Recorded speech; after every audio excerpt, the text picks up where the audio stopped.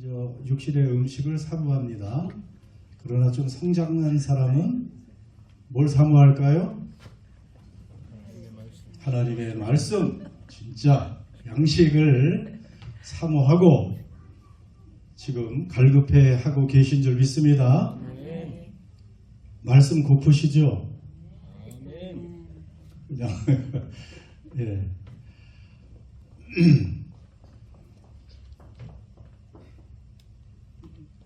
저희 손녀딸 하루가 한 이제 100일이 지나고 4개월, 5개월 정도 됐을 때 어느 날 그냥 반드시 누워만 있다가 드디어 꿈틀꿈틀 하더니 뒤집는 날이 다가왔습니다.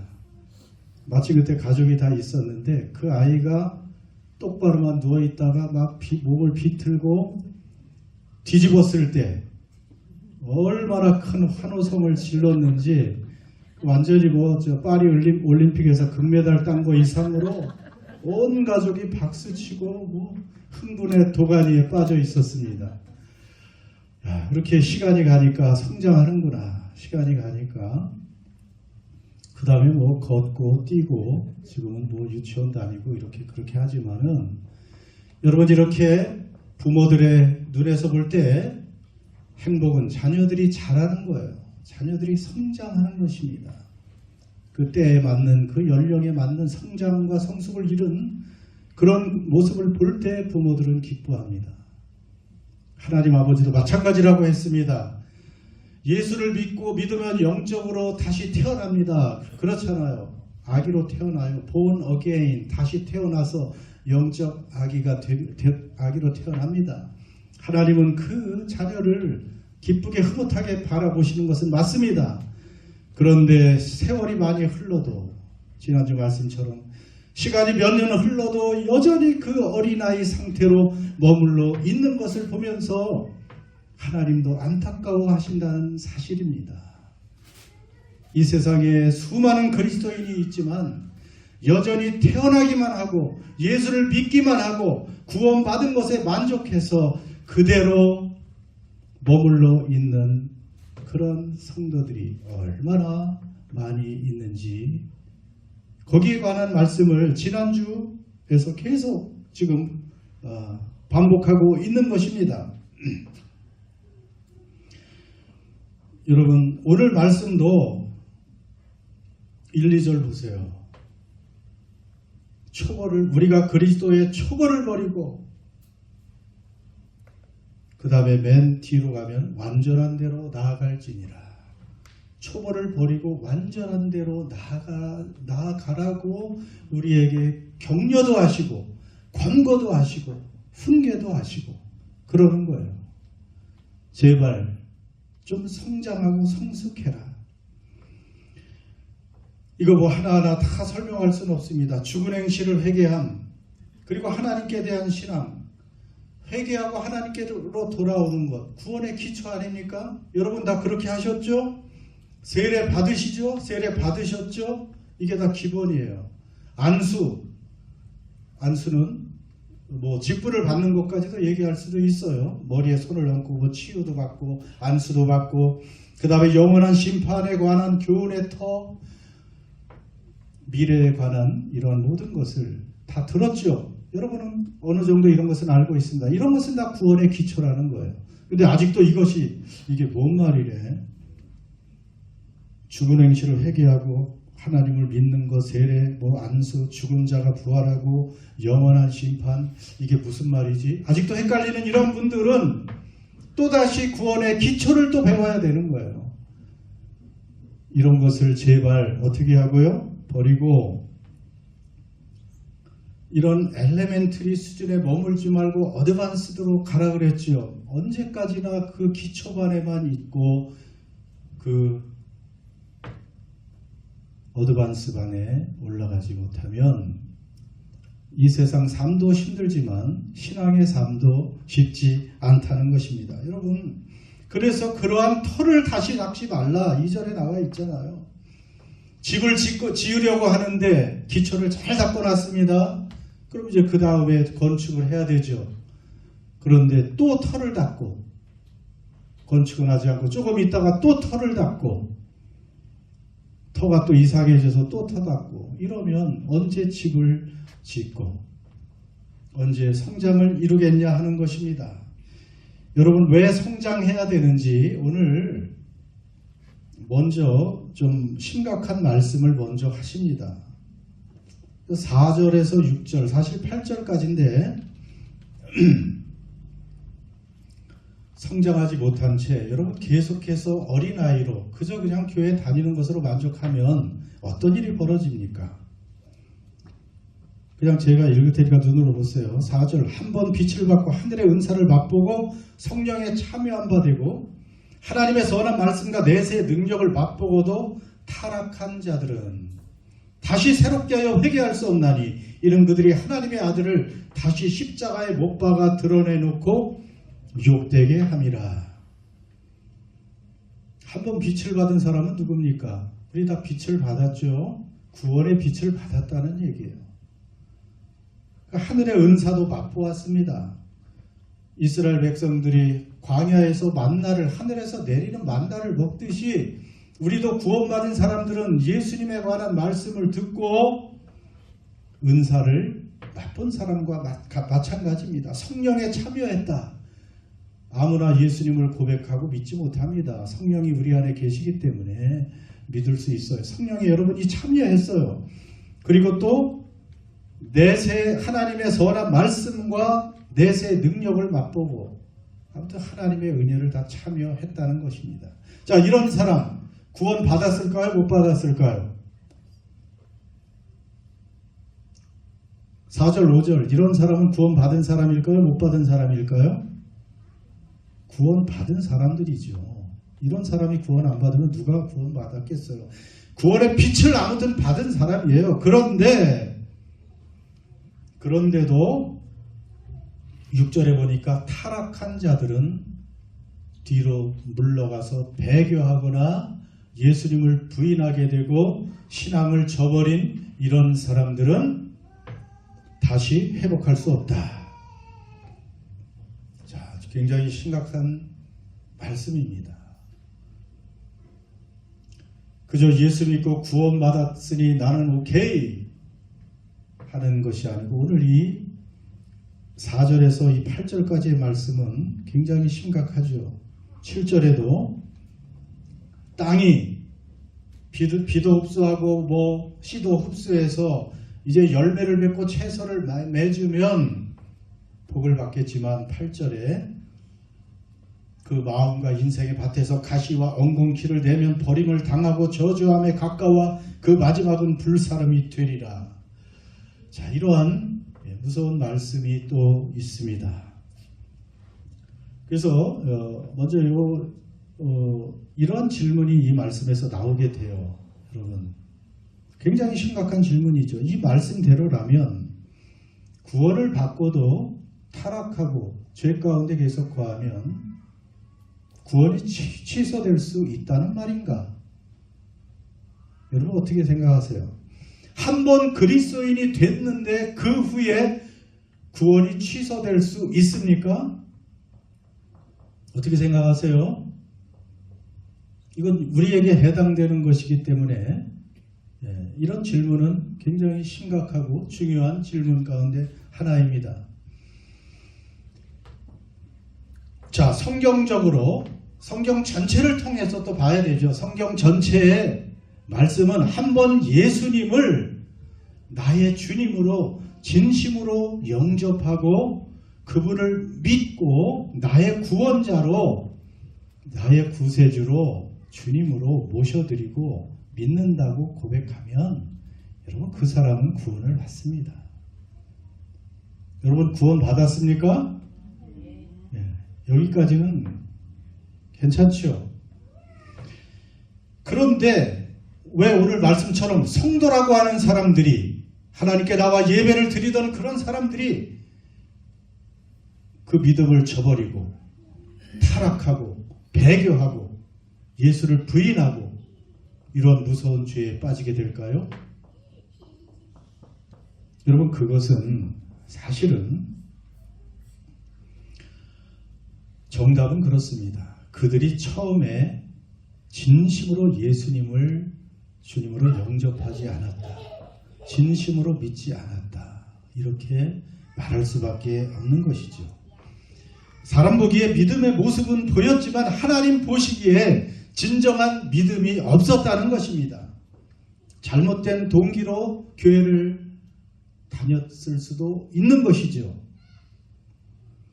그러므로 이 배교하거나 타락하는 이런 사람들은 사실은 처음부터 예수님을 제대로 믿지 않았다고, 제대로 거듭나지 않은 사람이라고 우리는 단정할 수밖에 없습니다.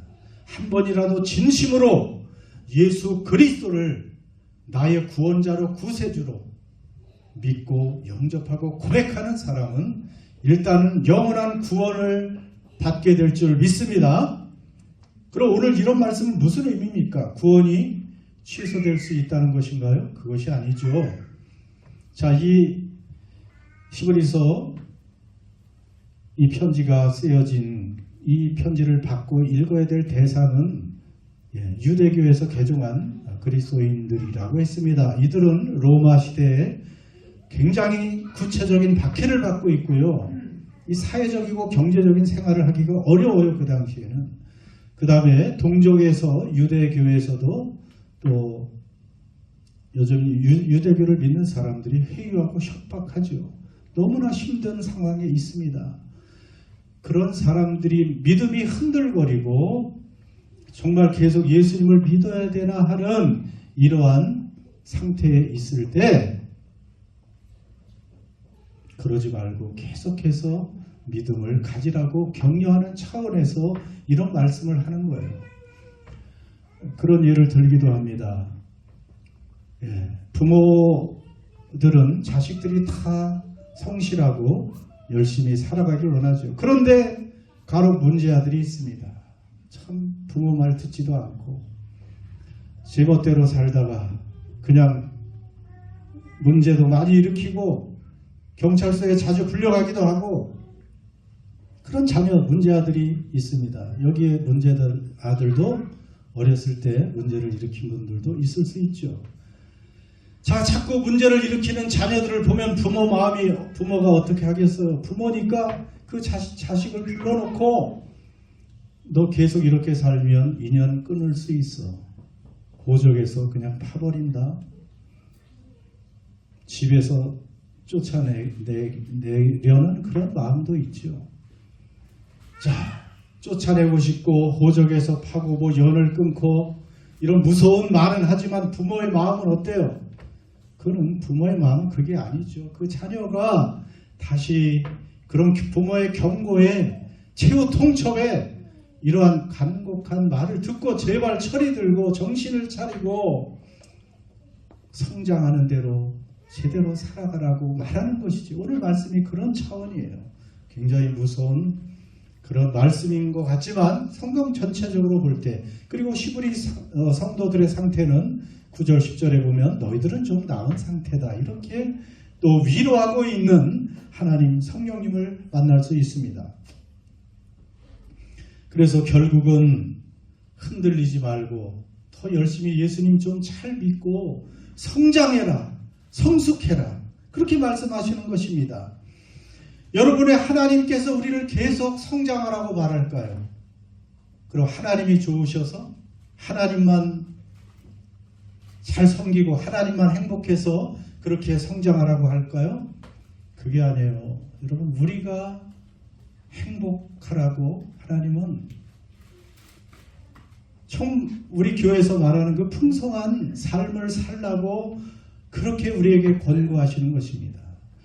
여러분, 자, 계속 어린아이와 성숙한 사람을 비교하고 있습니다. 어린아이가 행복할까요? 물론 아주 어릴 때는 철이 없으니까 그냥 무조건 행복하겠죠. 그러나 어린아이가 행복할까요? 성숙한 사람이 행복할까요? 어린아이들은 특징이 뭡니까? 아주 이기적이죠. 자기 중심적입니다. 자기밖에 몰라요. 조금이라도 자기 마음에 들지 않고 자기의 필요가 채워지지 않으면 짜증을 내거나 화를 내죠. 행복하지 않아요.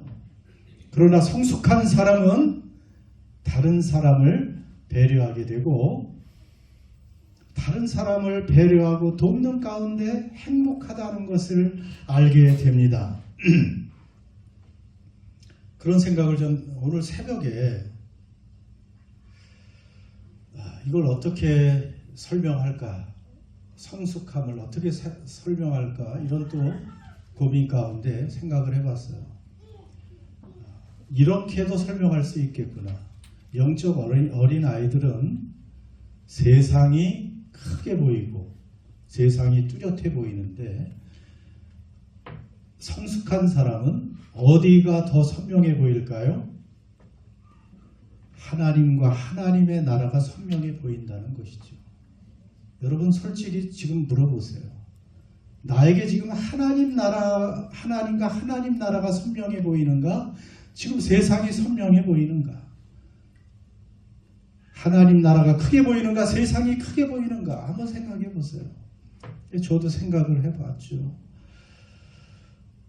지금 이렇게 이 건물이 우리를 감싸고 있고, 이 넓은 넷벌센터 크게 보이죠? 중요하게 보입니다. 여러분의 일터 굉장히 중요하게 보여요. 여러분 주변에 있는 사람 중요하게 보입니다. 하나님은 얼마나 중요하게 보이고 얼마나 선명하게 보이고 하나님의 나라 얼마나 선명하게 보입니까? 여러분, 우리 교회에서 계속 강조하는 것이 그거죠. 자, 우리는 지금 세상 나라를 살고 있고 동시에 또 어떤 나라를 살고 있다고 그래요? 하나님의 나라를 동시에 살아가고 있어요. 그런데 세상 나라만 보인다는 것이 문제입니다. 하나님의 나라를 지금 동시에 살고 있어요. 하나님 나라는 지금 누가 다스려요? 하나님이 다스려요. 이 나라 수상 이름이 뭐냐고 또 물어보면 이제 바뀌어서 또 잘 모르지요. 럭슨? 네, 저도 큰 관심이 없어가지고. 자, 이 나라에서 우리가 이런 구체적인 몸을 입고 건물에서 집을 짓고 직장을 가지고 먹고 사는 것도 작은 일은 아니죠. 그러나 동시에 하나님의 나라를 지금 내가 하나님과 함께 하나님의 통치를 누리며 살고 있다는 것을 얼마나 선명하게 지금 보고 있느냐 말입니다. 저도 눈을 떠서 그래, 여기 지금 앙스월스에 그래도 하나님이 좋은 집을, 내 집은 아니지만 주어서 여기 살고 있고 눈을 떴는데, 진짜 내 집은 어딘가 생각해 봤습니다. 내 집은 어디인가? 여러분, 이 땅의 집만 생각하지 마세요. 이 땅에 집 사냐고 얼마나 고생들 하셨어요. 거기 모기지를 얻고 매일 쓸고 닦고 집을 그냥 관리하기 위해서 자기 집만 또 쓸고 닦는 게 아니고 다른 집도 가가지고 쓸고 닦고, 그런 분들이 얼마나 많이 있어요.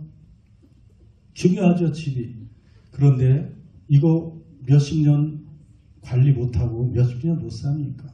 저는 내가 살 집을 생각해봐요. 내가 진짜 살 집.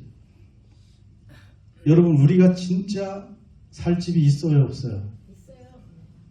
예, 그걸 바라봐야 돼요. 저는 그걸 바라봅니다. 하나님이, 예수님이 지금 분명히 약속하셨어요. 내가 살 거처를 내가 지금 마련하러 간다. 이제 다 되면 다시 와서 나 있는 곳에 너희도 있게 하고 그곳에 살게 할 거야. 그 하나님이 지금 내 집을 어떻게 짓고 계시나 저는 생각해 봅니다. 여러분, 하나님께서 통이 커요, 작아요? 하나님의 자원과 능력은 무한합니다. 하나님이 투베드룸 정도 나를 위해서 가지고 계실까요? 그거 아니라고 생각해요. 굉장히 넓게. 그리고 하나님은 모든 영감의 근원, 가장 최고의 건축자십니다. 그러니까 하나님이 엄청나게 멋진 집을 디자인하고 계시고, 하나님이 부유하기 때문에 자재를 아끼지 아니하시고, 정말 내가 영원히 살 집을 지금 그렇게 짓고 계시다는 사실이에요. 이게 보여요? 여러분, 이걸 구체적으로 봐야 됩니다. 그걸 선명하게 바라봐야 되는데, 지금 그냥 내가 살지, 그냥 여기에 내 모든 에너지와 내 인생이 여기에 소비되고, 안타까운 현실입니다. 그뿐입니까? 하나님의 나라도 좀 구체적으로 생각하세요. 하나님의 나라에 우리 곧 들어갑니다. 곧 들어가요. 얼마 안 남았어요. 정말 얼마 안 남았다니까요. 저도 다음 시간에 구체적으로 얼마나 짧게 남았는지를 다 알려드릴게요.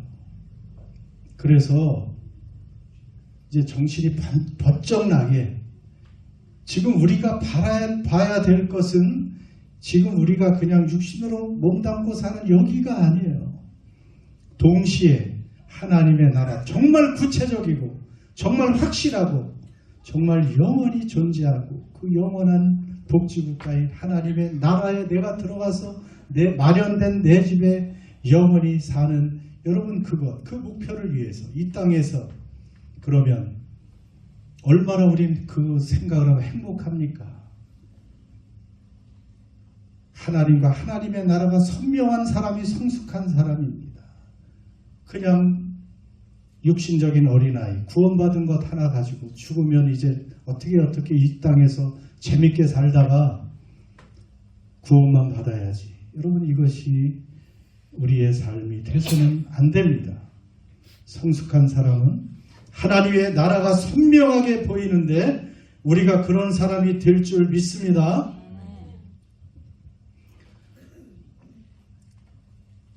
여러분 왜 성숙해야 되냐 하면 성숙한 사람만이 이 땅에서도 그러한 든든한 하나님으로 인해서 평화와 기쁨 가운데 어떤 환경의 지배도 받지 않고 살 수 있을 뿐 아니고 성숙한 사람으로 살아가는 사람이 마지막 때 하나님의 칭찬과 상을 받습니다.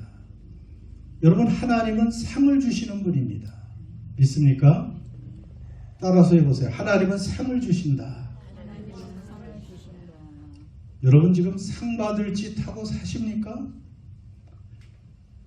하나님 앞에 가면 어떤 상을 줄까요? 저도 그전에는 뭐 상에 관해서 그렇게 크게 생각하지 않았어요. 이제 때가 가까이 와서 그런가 내 집도 생각나고 상도 생각나고 하나님은 상을 주시는 분이에요. 그전엔 저도 구원받은 그 예수님의 십자가 우편에 같이 죽어가면서 구원받은 바로 그 순간에 평생 죄짓고 살인하고 살다가 마지막에 예수님을 주님으로 고백해서 예수님을 하나님의 아들로 인정해서 구원받은 그 강도가 저는 참 부러웠어요. 그 마지막에 구원을 받았으니 저 정도면 됐지. 나도 그냥 예수 믿고 적당히 살다가 마지막에 구원만 받으면 다가 아닌가? 그 구원받은 강도가 그렇게 부러웠는데 이제 한 개도 안 부러워요. 하나도 안 부러워. 아무런 상급이 없잖아요. 간신히 구원은 받았지만 우리 하나님은 상을 가지고 기다리고 계시는데 우리에게 줄 상을 가지고 계시는데 그것을 받을 준비를 하지 않으면 얼마나 안타깝습니까? 여러분 그냥 똑같은 구원이 아니에요. 물론 안 받는 것보다 구원받기만 해도 기쁘지요. 그 나라에서 사는 것만 해도 놀라운 로또 수천 개 당첨된 거 이상이겠지만은 그러나 상을 받는 사람이 따로 있습니다. 제가 좋아하는 시브리서 그 말씀 한번 보세요. 11장 6절 같이 읽습니다. 시작. 믿음이 없이는 하나님을 기쁘시게 하지 못하나니 하나님께 나아가는 자는 반드시 그가 계신 것과 또한 그가 자기를 찾는 자들에게 상 주시는 힘을 믿어야 할지니라. 상 주시는 하나님이십니다. 그리고 오늘은 이 말씀만 가지고도 여러분 한 주일을 기쁘게 살아갈 수 있어요. 21장 12절 같이 읽습니다. 시작. 보라 내가 줄 상이 내게 있어 각 사람이 그가 행한 대로 갚아주리라. 여러분 행한 대로 하나님은 갚아주신다고 말씀하고 있습니다. 구원받은 거 하나로 즐거워하지 마세요. 똑같이 하나님 나라에 상이 있고 그런 차별이 없다면 물론 그런 차별은 아니지만 상급의 차별이 없다면 이 땅에서 사도 바울같이 모든 것을 버리고 하나님을 위해서 온갖 고난을 당하고 그 신앙 때문에 하나님 나라와 하나님을 위해서 순교를 당한 그 엄청난 이 땅의 고난과 손해를 당한 그런 사람들, 공의로운 하나님이라면 당연히 보상해야 공의로운 하나님 아니겠습니까? 그래서 상급이 있다는 사실입니다. 하나님은 개인적으로 상을 주셔요. 그냥 단체상 주는 게 아닙니다. 우리 각 사람이 믿음의 행위대로 하나님은 갚아주시고 상을 주시는 분이라고 분명히 우리에게 알려주고 계십니다. 그렇기 때문에 우리는 성장해야 됩니다. 제발 성숙해야 됩니다.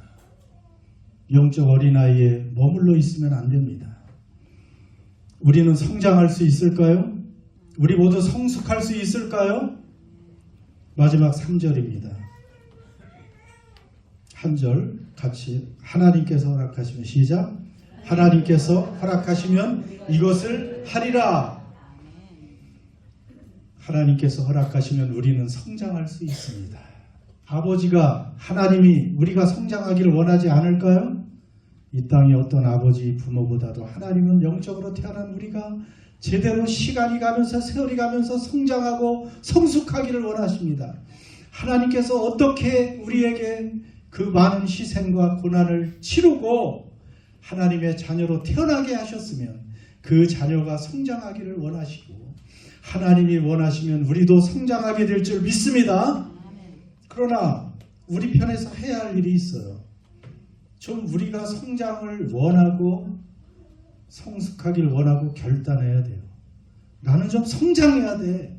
좀 이 어린아이 신앙 이 수준에서 벗어나고 싶어 하는 열망이 우리 안에 있어야 됩니다. 하나님이 예비하신 그 상을 향해서 달려가야 되고 하나님 나라가 지금 이미 이루어진 하나님의 나라가 내게 좀 더 선명하게 다가오도록 그런 성장과 성숙을 우리가 소원해야 됩니다.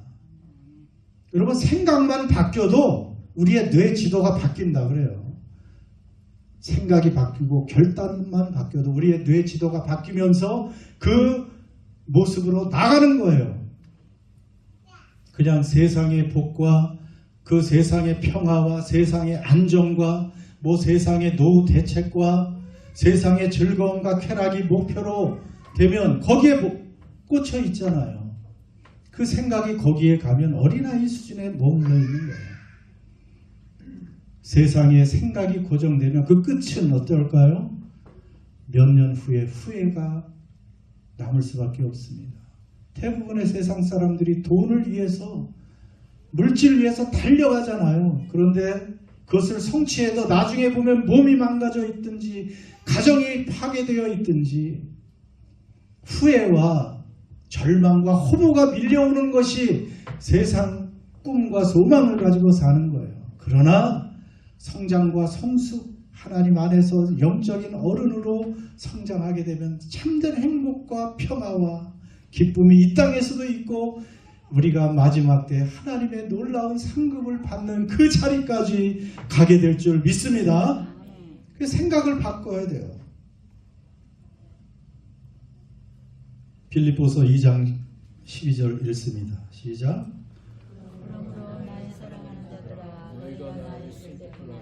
더욱 지금 나 없을 때에도 항상 복종하여 두렵고 떨림으로 너희 구원을 이루라. 아멘. 구원은 이미 받았지만 또 우리 편에서 계속 구원을 이루어 가야 되는 과정이 있습니다. 여기 보니까 두렵고 떨림으로 하라고 말씀하고 계세요. 심각하게 생각하고 우리의 구원을 계속해서 완성해 나가는 것입니다. 이제 과거의 습관, 과거의 잘못된 모습을 좀 벗어버리고 새롭게 결단하고 나가야 되는 것이죠. 과거에는 세상 것들이 즐거웠죠. TV 앞에서 시간 가는 줄 모르고 컴퓨터 앞에서 시간 가는 줄 모르고 재미있게 살았다면 이제 그걸 바꿔서 심각하게 두렵고 떨림으로 성경 말씀을 계속해서 더 많이 가까이 하고 듣고 묵상하고 우리 교회 지금 정말 많은 분들이 성경 읽기에 참여해요. 얼마나 감사한지 몰라요. 거기에 참여하고 예배에 빠지지 말고 수요 기도에도 한 번 더 나아보기도 하고 점점 이렇게 하나님 나라의 거룩한 습관에 우리의 시간과 에너지와 노력을 투자하고 우리를 바꾸어서 성숙한 사람이 되어야 됩니다. 세월이 가면서 나이만 들어서 성장하고 성숙하는 것이 아니라는 것, 우리가 심각하게 결단하고 생각하고 노력하고 힘쓰는 부분이 있어야 된다는 사실, 얼마 남지 않은 삶을 이러한 삶으로 함께 노력해서 성장하고 성숙한 저와 여러분 되시기를 주의 이름으로 축원합니다. 기도합시다.